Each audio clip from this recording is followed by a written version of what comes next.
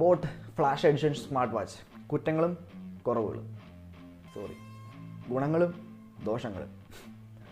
ഒന്നാമത്തെ ഗുണം എന്ന് പറയുന്നത് ഇതിൻ്റെ നല്ല ബിൽട്ടാണുള്ളത്.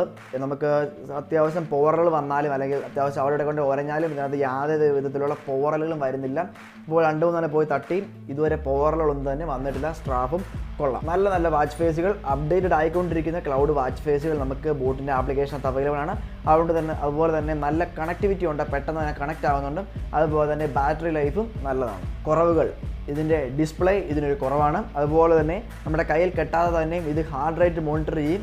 കൈ കെട്ടാതെ തന്നെ സ്ലീപ്പ് മോണിറ്ററിങ്ങും എല്ലാം ഇത് തന്നെ ചെയ്യും. ഇത് കെട്ടിക്കൊണ്ട് ഇതുവരെ കിടന്നുറങ്ങിയിട്ടില്ല.